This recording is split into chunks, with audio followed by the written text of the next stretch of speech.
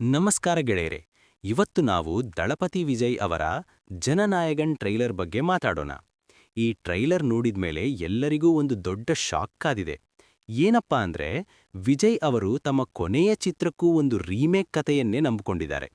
ಇದು same to same ನಮ್ಮ ಬಾಲಯ್ಯ ಅವರ ಭಗವಂತ್ ಕೇಸರಿ ಸಿನಿಮಾದ ಕಾಪಿ ತರನೇ ಇದೆ ಅಂತ ಸೋಷಿಯಲ್ ಮೀಡಿಯಾದಲ್ಲಿ ದೊಡ್ಡ ಚರ್ಚೆ ನಡೀತಿದೆ. ಟ್ರೈಲರ್ ನೋಡಿದ್ರೆ ಗೊತ್ತಾಗುತ್ತೆ, ಬರೀ ಕಥೆಯಷ್ಟೇ ಅಲ್ಲ, ಡೈಲಾಗ್ಸ್, ಲೊಕೇಶನ್ ಅಷ್ಟೇ ಯಾಕೆ, ಹಾಕಿರೋ ಕಾಸ್ಟ್ಯೂಮ್ ಕೂಡ ಮಕ್ಕಿ ಕಾಪಿ ಮಾಡ್ದಂಗಿದೆ. ವಿಮರ್ಶಕರು ಏನಂತಿದ್ದಾರೆ ಅಂದ್ರೆ, ಬಾಲಯ್ಯ ಅವರು ಆ ಸಿನಿಮಾದಲ್ಲಿ ತೋರಿಸಿದ ಆ ಇಂಟೆನ್ಸಿಟಿ ಮತ್ತು ಗಾಂಭೀರ್ಯ ವಿಜಯ್ ಅವರಲ್ಲಿ ಸ್ವಲ್ಪವೂ ಕಾಣಿಸ್ತಿಲ್ವಂತೆ.